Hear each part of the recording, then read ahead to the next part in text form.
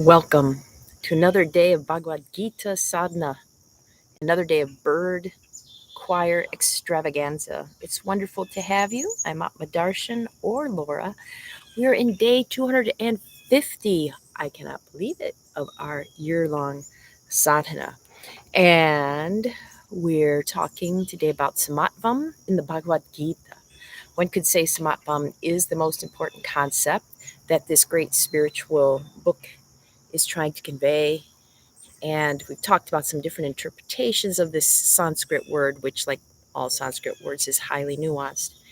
And one that we've really been working on from a practical point of view is the ability to be yourself no matter what. And depending on how we grew up or our culture, we may feel like we can only be ourselves in certain situations or with certain people, or we can never be ourselves.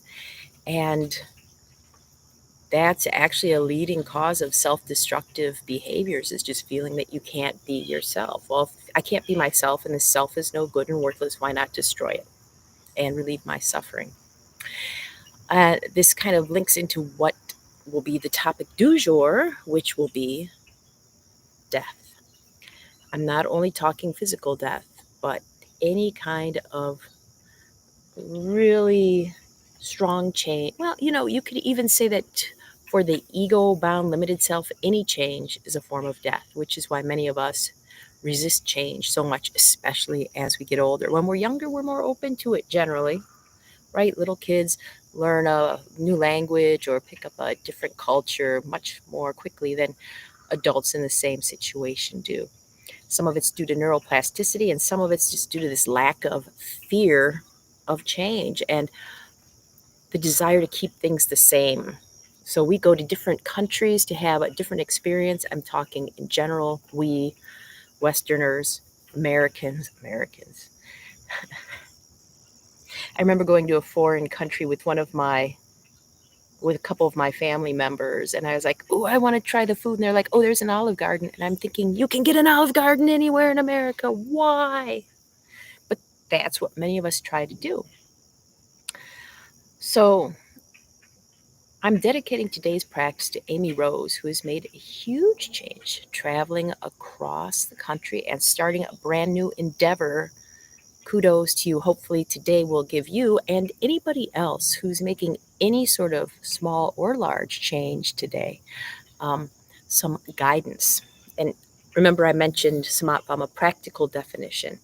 Well, one of the things I did in creating my translations, there you go, of the Bhagavad Gita is I lived each verse for at least a day so that I could figure out how can I make it relatable to us now instead of when it was written, millennia ago. Death is a huge thing in our society right now because the population is aging. And we have new and improved ways to fight death, don't we, through our medical technology. And I've seen on both sides of being in the hospital as a staff member and as a visitor, sometimes the fight is just dragged on too long for the person who is experiencing the dying process. So in chapter 8, there's a whole bunch about dying yogically or consciously. But some of the instructions, we've talked about this previously, some of the instructions are a bit confusing. Like if you die in fire, in light, or in the bright fortnight, or when the sun is heading north, then you go to the Supreme. And if you die in smoke at night, in the dark fortnight, or when the sun heads toward the south, you get lunar light and you'll come back.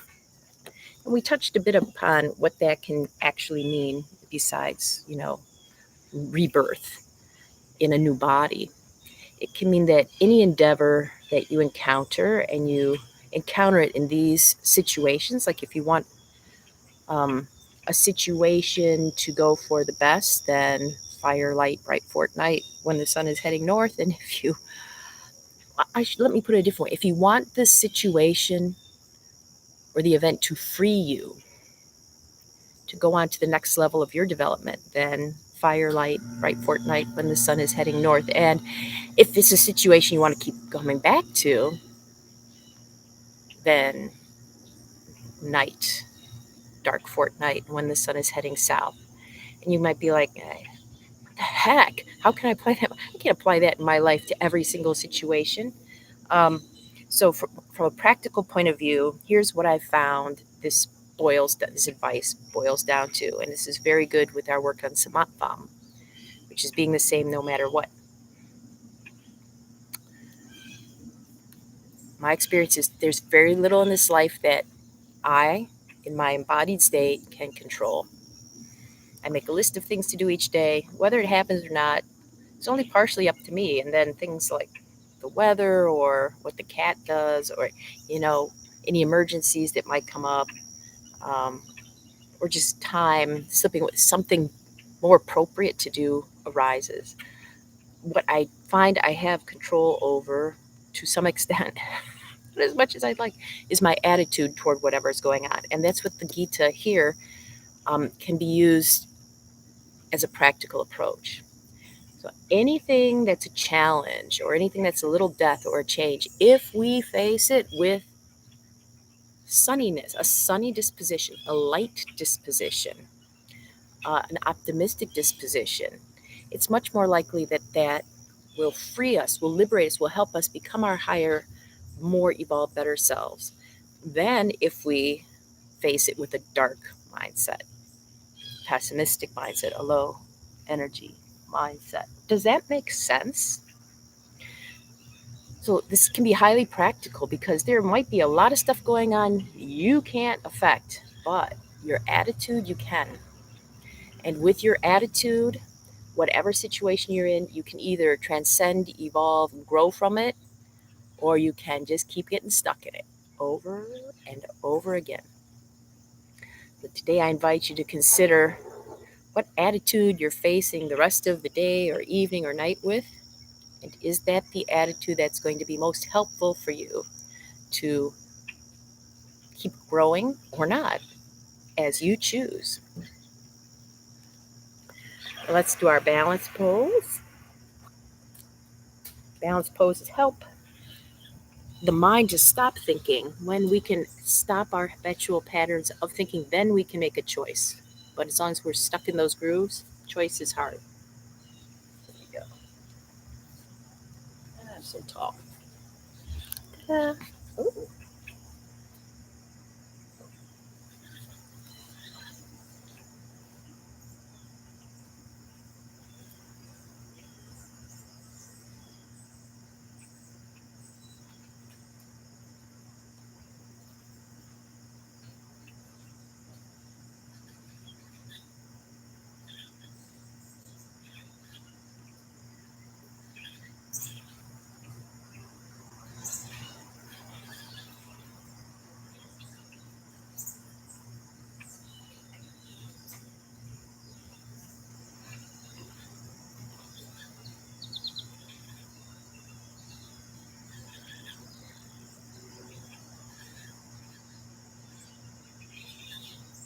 Let's switch sides.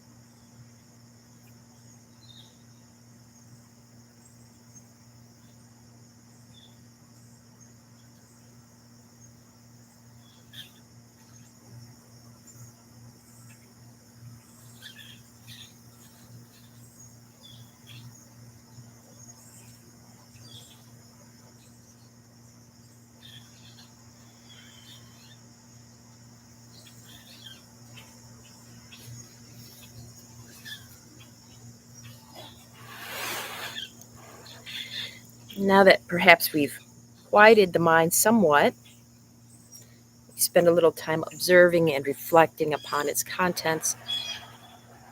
Today, I do invite you to really plug in with what's your mindset in this moment. And is that the mindset you want to have going forward for when our time together is done? If so, revel in it. And if not, maybe you can adjust it. Let's find out. 5 minutes.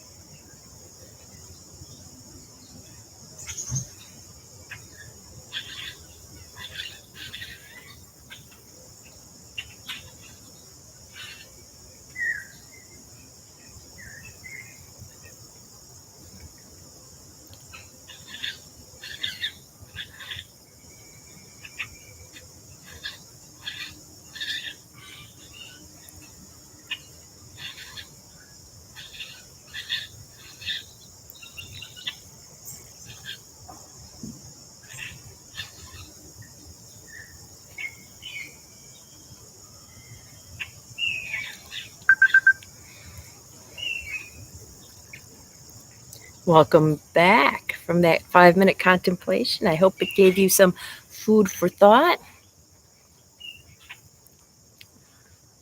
something to take with you into your life. I don't know if you ever watched the video. Sometimes I'm smiling during the contemplation. Today it was because of Woody Woodpecker. You may have heard him. Some of you may remember what are they called? Pileated woodpecker? Which ones are they? Pileated, I think. They laugh and they laugh. And I tell you, sitting outside and listening to my bird friends laugh is just a great way to start the day. May you have laughter if you choose, or something else if you choose otherwise. And we've got some very interesting stuff coming up for you in the next couple days. So I hope I'll see you soon. Until then.